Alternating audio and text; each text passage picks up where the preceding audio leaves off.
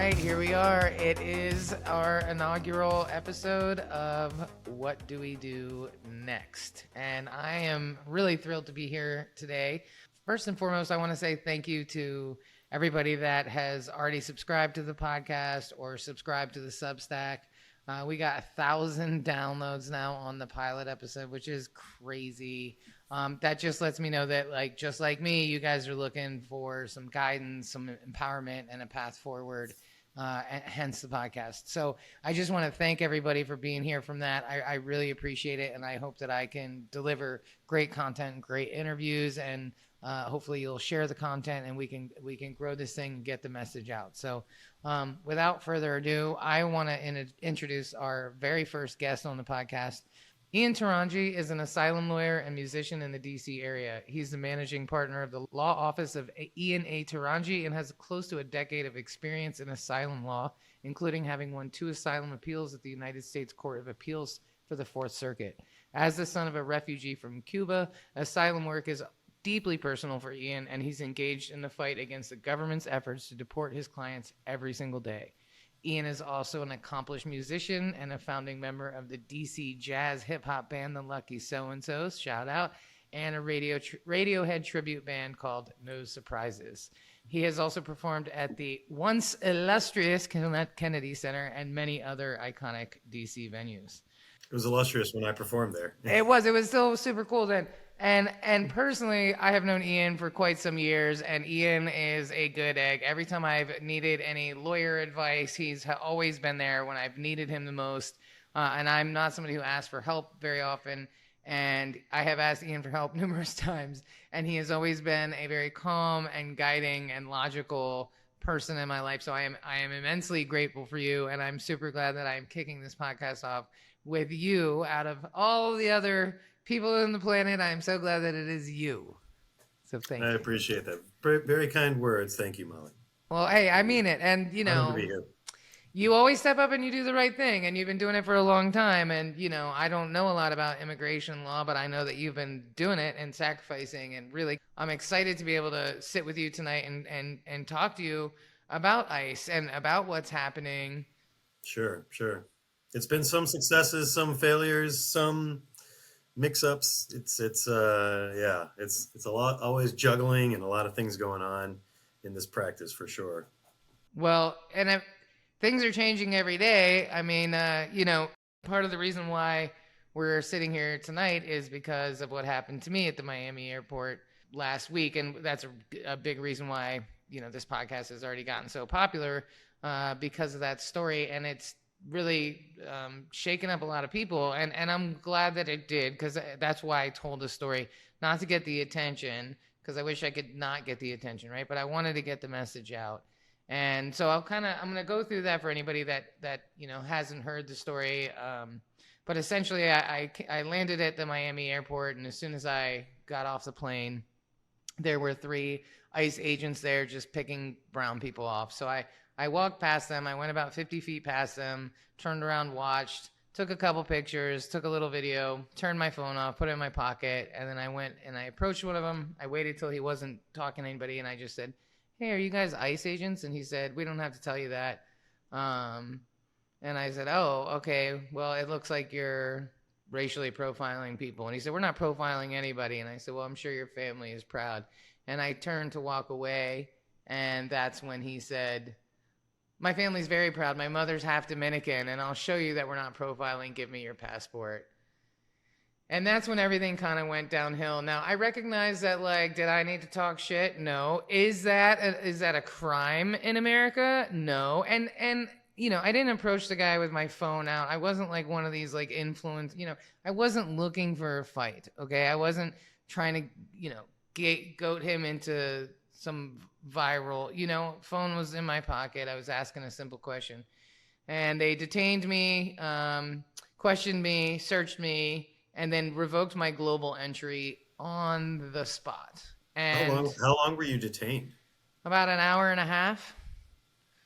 So I would have missed another, you know, if you know, and if I had to make a connecting flight, I wouldn't have made it, which is the reason why I flew out the next day and didn't try to get a connecting flight. And because I was worried about that, not knowing I was going to be detained by ICE agents, or I think they were ICE agents. I don't even know because they weren't wearing any identifiable clothing other than plain clothes and a badge around their neck that didn't have a name on it. And so I have no idea if they were ICE agents. I don't know if they were Homeland Security. I have no idea what they were. But they let me go, and so I flew out the next morning. And when I got to the airport, I was shaking like a leaf for sure, because I live in Costa Rica, and I was really concerned that I was gonna have to move to Miami, and I really didn't want to live in Miami. It's not my favorite. No offense, Miami, but it's not my favorite place. And I called my dad, and I said, "If you get a weird call from a Florida number, that's me going to jail, so please answer." And he was pretty shocked. My dad and I don't have the same political beliefs, but he was pretty taken aback by that. I get to the airport, and they didn't flag me or put me through extra security, so I know that I've not been flagged as a dangerous person or anything. They just really wanted to teach me a lesson. They wanted to shut me up and show me what they could do and make me afraid. And the thing that I think is even more telling is, I said, "Are you really doing this? You're taking, because I asked you if you're ICE."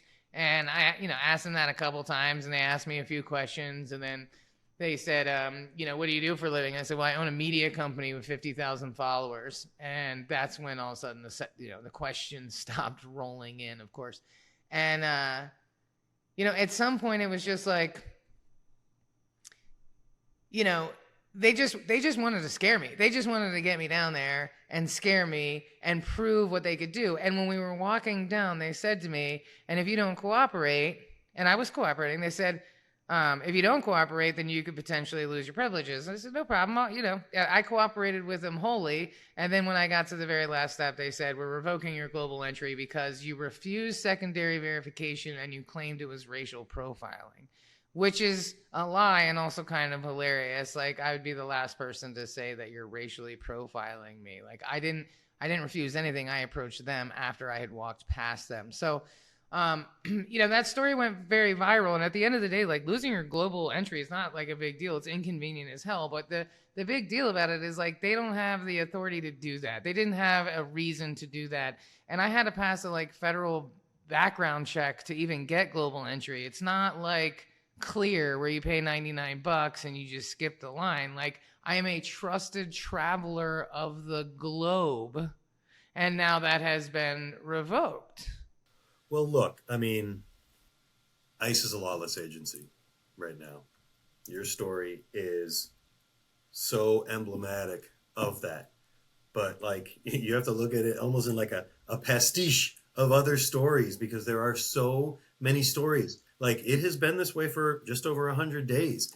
And think about the stories that we can tell about ICE grabbing students, going into how many viral videos do you see where they've got masks on, they're dressed all in black, tactical gear to take down, 5'2" Jose, who's mowing a lawn. Right. I mean, come on, this is not, you're not in Fallujah. It's you're in Miami Beach. I mean, it's there's the story. And then if we want to get into the whole, are they going too far with what they're doing with respect to undocumented people, but then also what are they doing to citizens? What are they doing to you? What authority does ICE have to detain a U.S. citizen? I'll be honest, I don't know. Maybe there is explicit authority, but even so, the law has to be followed even by law enforcement, because these are our rights, these are our civil rights, and you say 90 minutes. It was only an hour and a half that I was detained. You should not have been detained for an hour and a half.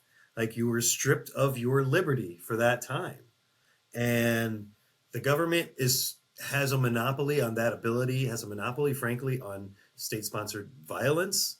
And what comes with that is a responsibility to follow the rules strictly. And unlawful detention, like what you suffered, it's lawless. It's totally lawless. They had no cause to do that. They had no And, cause to search my bags the way they did. They had, and the whole time the guy's got my passport in his hand. So it's like, I can't go anywhere. I can't do yeah, anything. I'm yeah, stuck. And I'm worried now that they said they can punish me further. Well, what does that even mean? I don't even know. So when the lady told me, this is why you're losing it, I was like, well, that's not what happened, but no problem. Because at that point, I'm not going to argue. You know what I mean? Like, I just wanted to get out of there. at that Well, let point, me yeah, at ask that you point, it's something. not worth arguing. But the problem with this is that there's no accountability because there's nobody above these guys who's going to tell them that they stepped out of line and who's going to punish them for stepping out of line. I mean, who at DHS are we going to report your story to that is actually going to bring accountability to bear for this flagrant abuse of authority? There's nobody. If you went to a senior person at DHS and reported that this is what the ICE agent did at the Miami airport, he'd be like, okay, I hear you, I hear you. You'd walk away. He'd call the guy up and be like, nice work, great job, keep it up, guys, keep it up, guys. Like, that's kind of the mentality that's running through ICE. ICE has kind of always been a rogue agency. Like, they have definitely had their clashes with Democratic presidents who generally have said things like, migrants are human beings and we should treat them as such, regardless, what their deportation policies were. Um, Whereas this administration simply doesn't. And so ICE is doing these things with the blessing, frankly, of the administration. Like, if Stephen Miller got wind of your story, I'm sure he'd be like, those ICE agents are fucking heroes. Heroes, right? She's Al Qaeda, or he'd come up with something.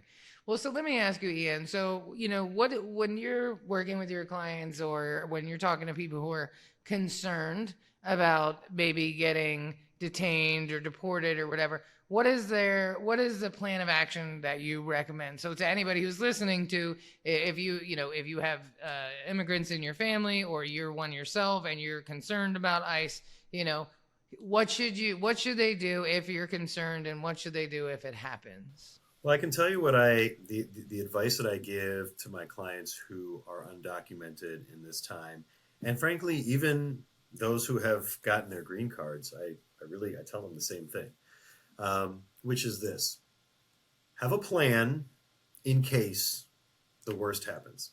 Okay, and it has to be a written plan. It's got to be something that you think about in advance.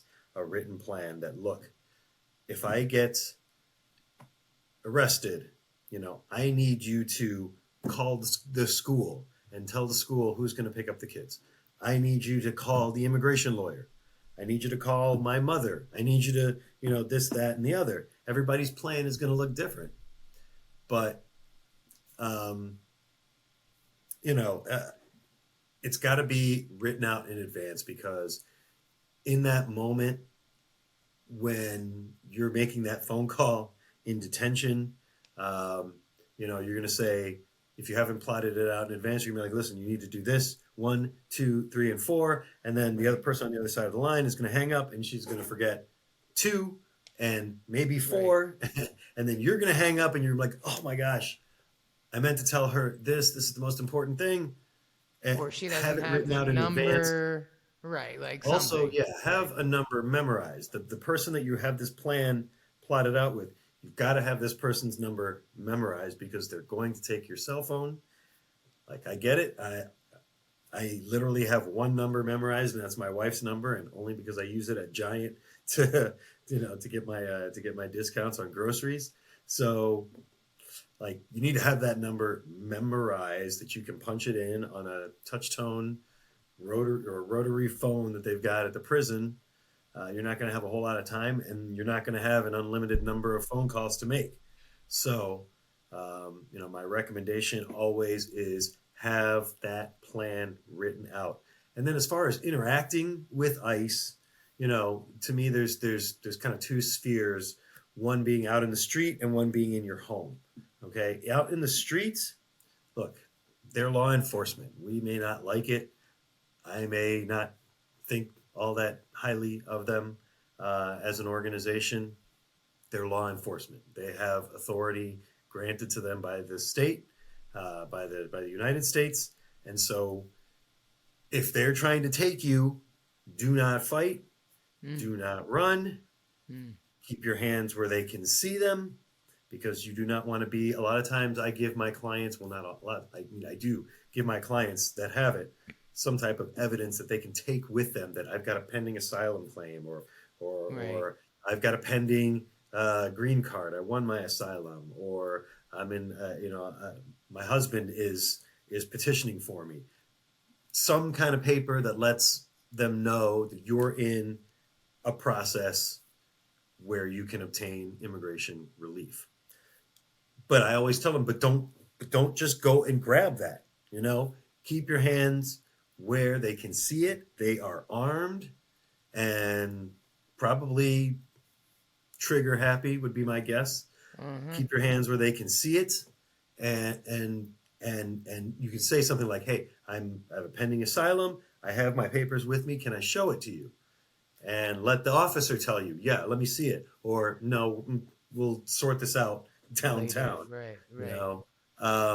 So that's in the streets. Like you have to cooperate. You cannot fight. You cannot argue. If you've done your homework and you have the plan, you have the number memorized. As soon as you get your opportunity, you make the call. Honey, don't freak out. Just find that paper. Start on number 1. Get to number 2. Make sure the immigration lawyer is on that list with contact information, all that stuff. So that's what I tell them as far as dealing with ICE, the potential for ICE detention. In the home, it's a little different story. I'm sure, obviously, it's been a well-discussed topic lately about sort of like the differences between administrative warrants and judicial warrants, and is it signed by a judge, is it not? Look, my clients, most of them do not speak any English, and certainly are not going to be able to discern, or at least I don't want them to even to discern whether this is an administrative warrant or a judicial warrant that actually gives them authority to come and search the home. Like, I just tell them this: all you have to say is, you do not have permission to enter my home. Period, full stop. You do not have permission to enter my home. Let them, they're going to say all kinds of stuff. You got to open this door or you're going to be in big trouble. It's going to be much, much worse for you if you don't cooperate. You're going to be deported. You're on the next plane back down to El Salvador. We're going to break down this door. You know what? Let them break down the door. Let them break down the door. Film it. Make sure somebody's filming it when they break down the door. But the reality is, my experiences during the first Trump administration is that ICE almost never has the right warrant that would actually give them the right to search the premises without your permission, which is frankly why they knock on the door. Like, if they had the real judicial warrant, they could just break the door down. They would just break it down. Break it down, get everyone outside, search the place, identify everybody. These are kind of standard police, standard That's a good point. police operations. That's a really valid point. Yeah, if they're knocking. That's why I tell them, I hear a lot of immigration lawyers who are like, you have to look at the warrant and see if it's signed by a judge. Like, fuck all that. It's in a language they don't understand. It's in legalese. So it's like, even me as a trained lawyer, reading a warrant like that can be a little mentally taxing at times. It's not an easy document to work your way through if it's in a foreign language. Well, even if I just tell my clients, don't let them in. Don't open the door. You just say, you do not have permission to enter this house. You do not have permission to enter this house. That's really good advice. As an old school criminal, retired, of course, I always know you never open the door, because as soon as you open the door, as soon as you let it open it a crack, they're putting their foot in. It's like a serial killer on a scary movie. That's how the police are. If you give them an inch, they're going to take a mile. I mean, that's what they do. and then they Exactly figure right. it out later. You know what I mean? They don't care. That's really good advice. And yeah, because that's terrifying. And how are you supposed to understand what the warrant says, and if it's signed, and it's a different language, and your nervous system is in fight or flight mode. So like, Right. you probably can't even hold the paper still enough to read it or comprehend what it says anyway, even if it's in your Exactly language right. and you're an attorney. You know what I mean? So it's a I think that's really good advice. So Keeping it simple. It's a right, very tense situation. There's often a lot of people in the home. Also, ICE they don't come by at 4:30 in the afternoon. right. They come at 3 o'clock in the morning, 4 o'clock in the morning, 5 o'clock in the morning. They want you like sleepy eyed and confused and just coming out, and just opening the door. Like that's what they want. That's what they want. That's why they do those What those they do. operations Yeah. that early in the morning. So I always tell them, especially if there's a lot of people in the house, get everyone out of the main area in front of the door. Just have one person there that can just calmly say, you do not have Right. permission to enter this house. You do not have permission to enter this house, period, full stop. Nada más. Nada más. I mean, that's really good advice. That's what we did in our dorm when they caught us smoking weed. We sent one person to the door to make sure whoever could handle it the best. So if people are now, what if, let's say you're not being detained, but you're in the streets and you're witnessing it, right? Because we're Yeah. seeing this more and more, and it's getting more and more terrifying because, like, you can go on Etsy and buy an ice vest, and, like, there's already reports of people buying fake vests and, like, dragging women into the shadows in broad daylight and raping them. That's already happening. And so if you're out in the streets, out and about, getting your little Starbucks, whatever it might be, Yeah. especially if you're a person who has some privilege. What should Like you do? citizen. Right? Well, if you're a citizen, exactly, what should you do, if you're seeing somebody else going through this? Yeah. I mean, I think that there's a couple of ways to look at this. I think first of all, film as much as you can, as comfortable as you are doing it. Do not disrupt what they're doing. I mean, if there's an overarching theme to, look, ICE is lawless, but like, don't give them any excuses. Like, you have to stay away from them. The law is going to be on their side if it's Right. between what they say and what you say. Like, you have to like at least give them the space to conduct their operations. You cannot impede their operations, or you're going to be, on the receiving end of that civil or criminal penalty. So, film as much as you can, as comfortable as you can be, doing it. Film it, because that can be one, evidence in that particular individual's case. Two, like, we need to document what's going on. Right. We need to document We really what's do. going on. Yeah. It's so vital. It's so vital, and everybody's got it in their pockets. There's no excuse. Let's document what's going on. The other thing is communicating. Yes. Communicating what's going on, having your networks, whether they be social media, whether it be a neighborhood app, whether it be an actual neighborhood watch. Somebody suggested to me, I was not active duty military, but someone suggested to me that in the military, when they're sort of like scouting opposition, they use sort of this acronym SALUTE. So it's a military standard, reports for tracking force movements. So you have S is the size, the number of agents, vehicles, whatever. A, activity. What are they doing? Are they going house to house? Are they going into a restaurant? Are they guarding the back doors, all potential exit routes? What's their activity? L, location. So we've got SAL, location. Where are they? They're at 6687 Bleecker Street. As close as you can get to like GPS coordinates, like give that location. Where are they? Where are they headed? Unit. What, we talked about how a lot of times they don't identify themselves, but to the extent that they do, sometimes they do have vests that say ICE or police or DHS or ATF or something like that. Who are they? There's an ATF van rolling down the street. Time. they've been at this location for the last 15 minutes. Now they're headed this way. What time did this happen? They were there at 12:15. And then equipment. What do they got? Do they have tactical gear? Do they have long guns? Or are they just pistols? How many of them are there? Basic information: salute, size, activity, location, unit, time, equipment. That's how you scout. That's how you scout opponent forces, which is unfortunately what ICE is deigned to become.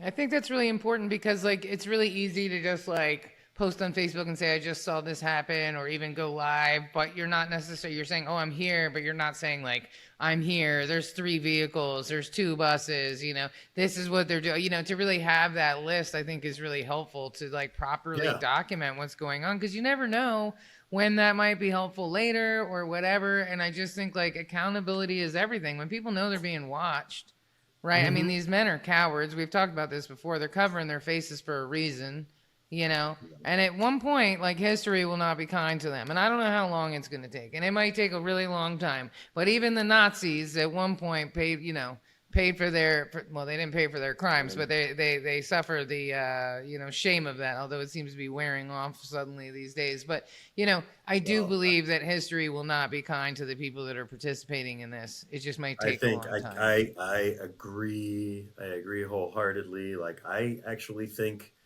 we need to start having discussions about what happens in a post-Trump world to people who have abetted illegality and blatant disregard for just the most foundational constitutional rights, like representative democracy and due process are the 2 founding pieces of our constitutional republic. Either of those pillars falls, the other is going to fall by necessity. And so it's very important to show that we need to have accountability for people who are blatantly violating fundamental precepts like due process. Amen. Tom Homan, your time in the barrel, I hope comes. Christy Nome, your time in the barrel, I hope comes. These asshole ICE agents who detained you, I hope their time in the barrel comes, because Nazi soldiers didn't have the luxury of saying, he told me to say it, right, or he told me to do it, and that's why I did it. Like, that wasn't a good enough excuse for them. And so should people, in regards to filming and things like that, they should stay away, right? Not impede, but like, is there anything, illegal about posting that or going live with that? Is there any legality there? I mean, I don't think so. I'm not aware of any I'm not aware of any like case law or anything like that that would say that filming is unlawful. It might be jurisdiction by jurisdiction. I know that some state legislatures have tried to pass laws forbidding recording police and law enforcement. But as far as I'm concerned, that should be protected First Amendment speech when you're in public. We always talk about in this goes back to my first year of law school or second year of law school when I took criminal procedure. And, what they say is that if you're doing things in public, you don't have an expectation of privacy. When you're in public, and that could be in your home with an open window, if what you're doing is observable by the public, you don't have an expectation of privacy. So, I would say fair turnabout is fair play in this instance, and I see no issue whatsoever. In fact, I think that we've seen markedly better policing by virtue of the fact that everybody has a camera in their pocket these days. Well, listen, when I'm driving down the street and I see 3 officers surrounding one usually black guy out of his car, I'm always slowing down to see what's going on, because if I need to record something, I'm going to do it. Well, listen, I came up with a business idea. I was years ahead of my time. It was like in the late 90s.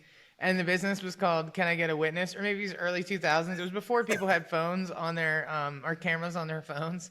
And right when we had phones too, it wasn't like everybody had a phone, but we were just transitioning out of pagers and two-ways into phones, but they definitely didn't have cameras on them. And my idea, I was gonna have Eminem do the like hook, you know, can I get a witness, right? And the idea was like if you were getting like in trouble, because it was not that long after like Rodney King, you know what I mean? It was like when this was really like becoming more obvious to every American that this was an issue.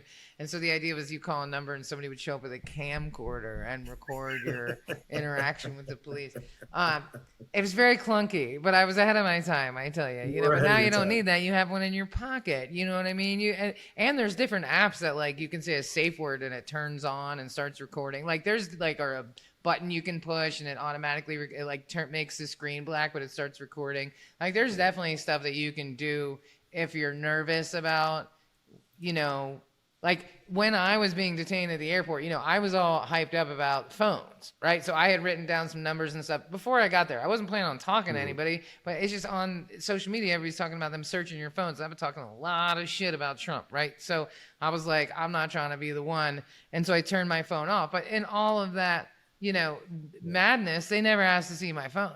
It was turned off in my pocket, and it's my understanding you need a search warrant to turn it on. I don't know if that's true or not, but I figured, well, I'll just keep it in my pocket. But they never even asked to see it. And so I don't think that's as big of a deal. Now, there's other people who have been detained, other American citizens who have been detained in the last week and a half, and they have searched the one guy's phone. He's like an influencer. But he's a pretty, like, vocal influencer and, like, anti-whatever. Who knows? So... but there's also the story. There's also that story out of I think it was Oklahoma City of like a mother and like 2 or 3 kids, all citizens, just moved into this house, and ICE raids the house. Of course, it's 3:00 in the morning. You know, wakes everybody up because I guess they had information that an undocumented person lives there. Well, surprise, it's a family full of citizens, but you know.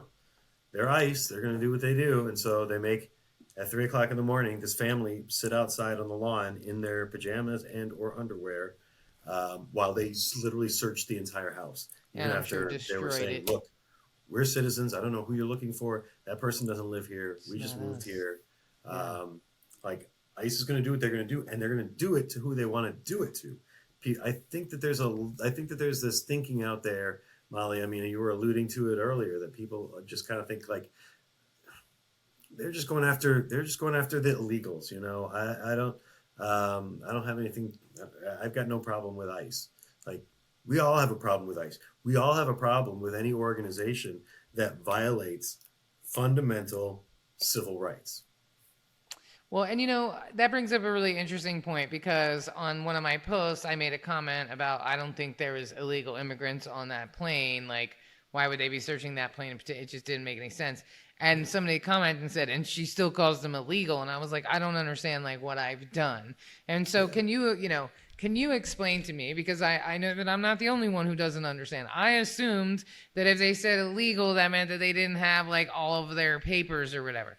And so can you explain to me, and hopefully I'm not the only one, the difference between undocumented and illegal? Because I think that we are using the wrong words all the time and we don't mean it because it's a little confusing. So can you explain that so that, you know? Yeah, and it's actually, and it's right-wing propaganda because it makes you believe that all undocumented people are criminals.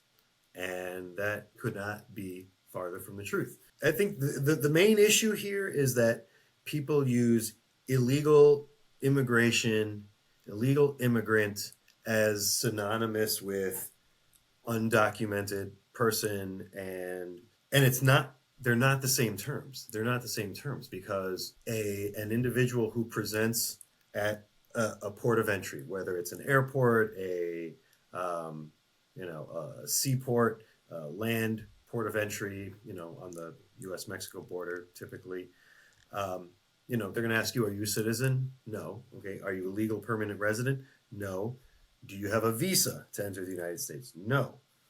So you don't have a right to be in the United States, and you don't have permission to be in the United States. Do you have fear of returning to your country? Yes. And then you go through that process where you get processed, you get a credible fear interview.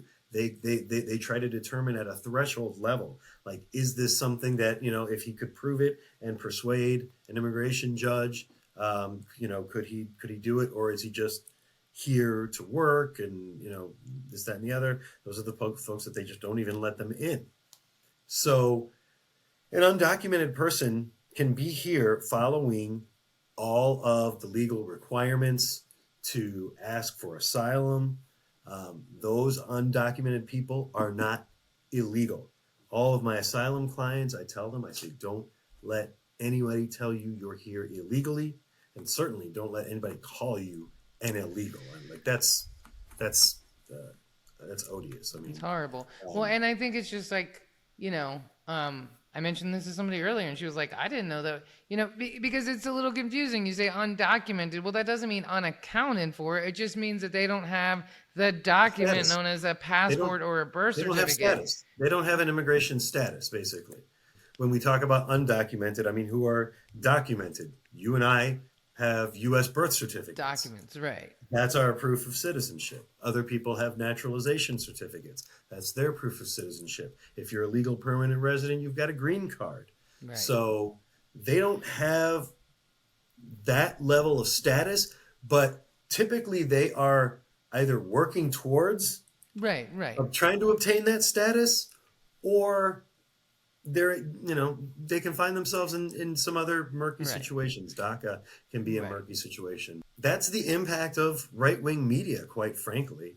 It's just an object lesson in sort of the consistency of the language that they use, and how, like, I heard an immigration lawyer the other day on a podcast, on a TikTok, I think it was, and she was talking about illegal immigration and equating it with all undocumented. And I was just like, well, no, we can't be doing this. And I this is not to be like some woke language, scold or anything like that. Right.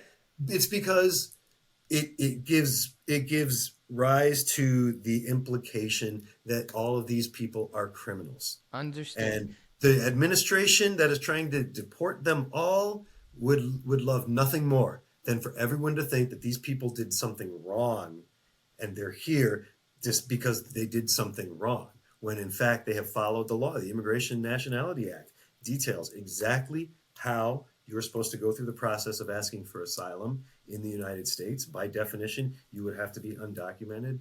Well, I guess you could be here on a visa, supposedly, but it's legal. Well, and the distinction is, and there are illegal immigrants, but those are people who are literally like crossing fences in the middle of the night and just like, meld into the United States and are unaccounted for. And so I think it's a very clear distinction. Everything that you're saying is 100% correct.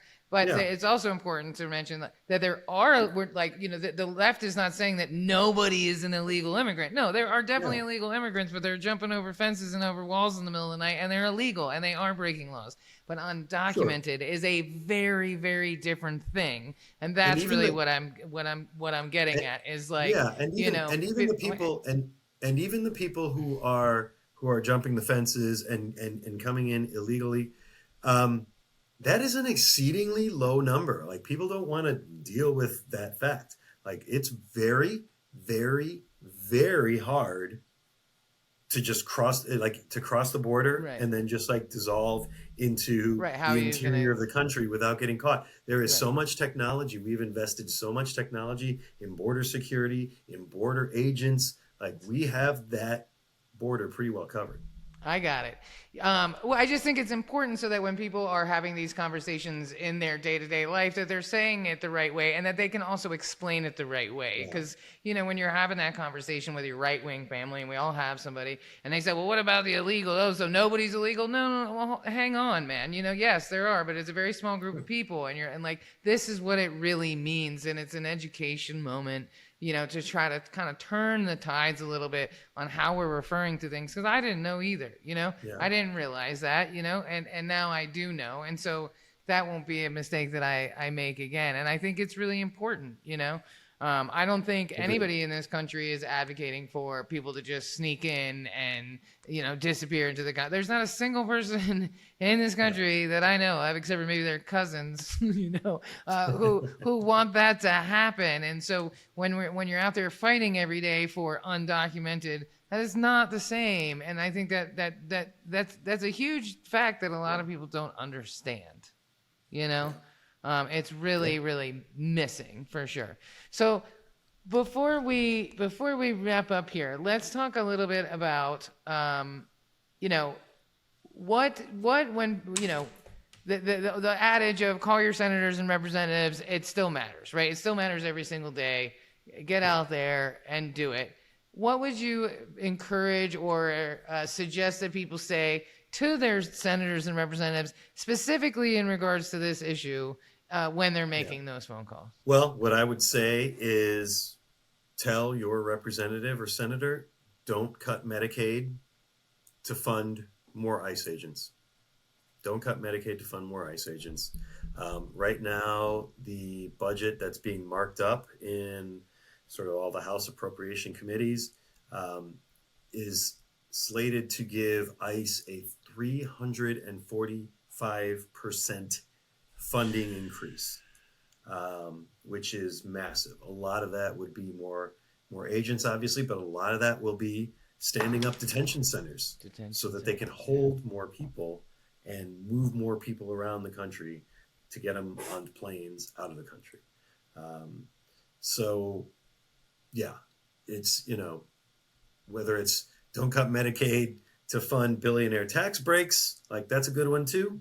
But certainly don't cut Medicaid to increase ICE's funding 345%. And basically vote this, like every senator or representative is going to know exactly what that's referring to, right?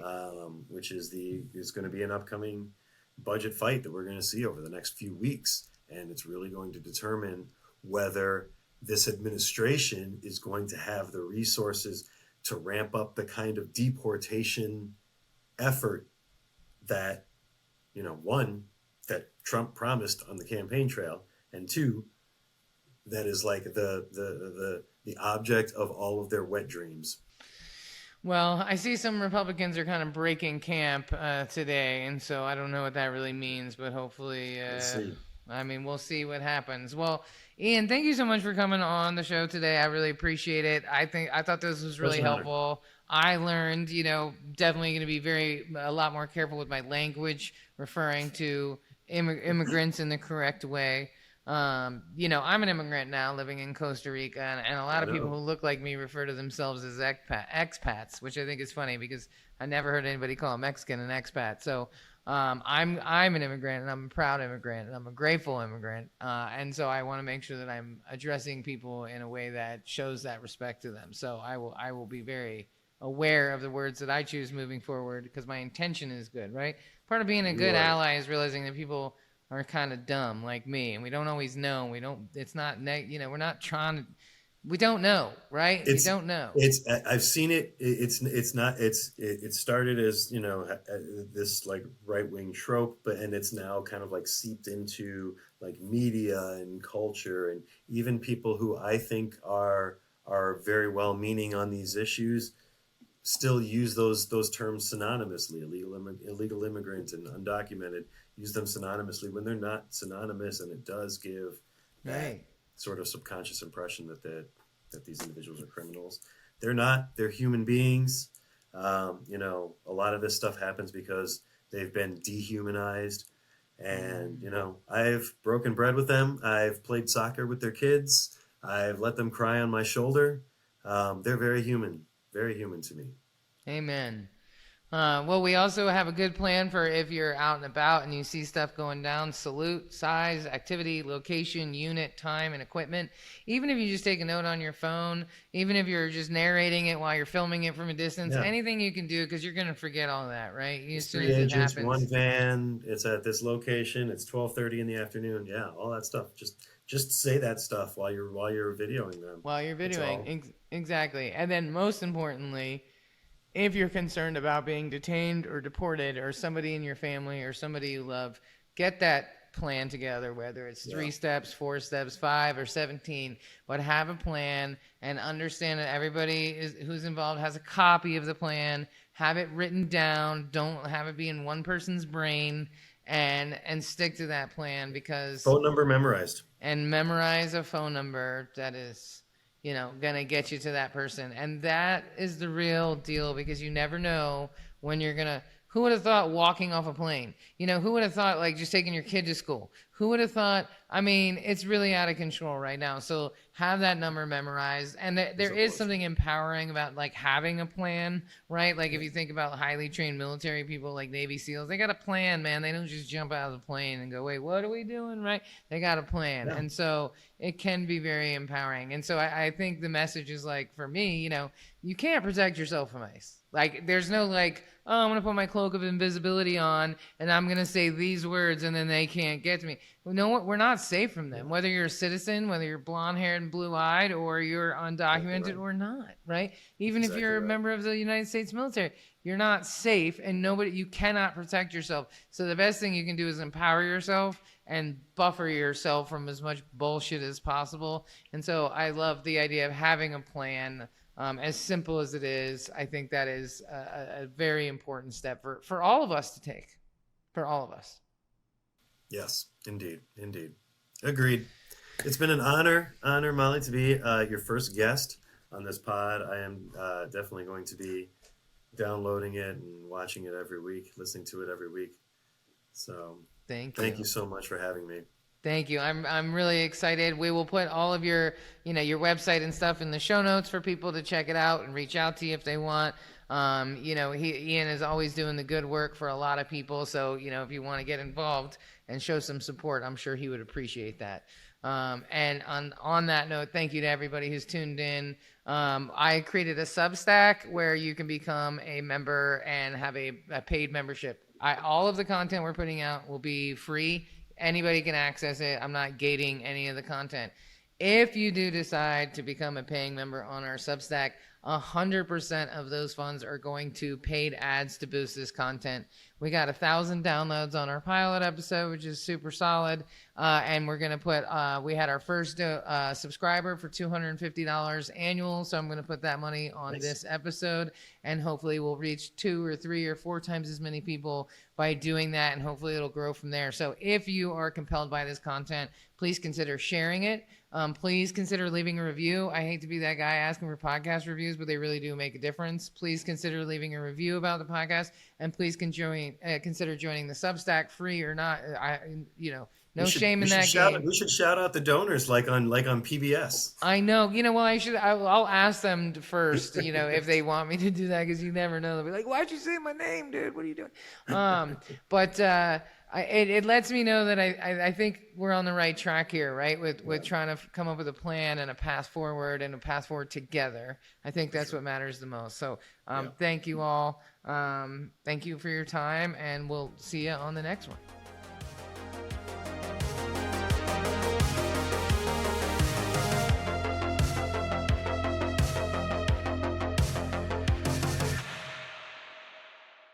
Produced by Heartcast Media.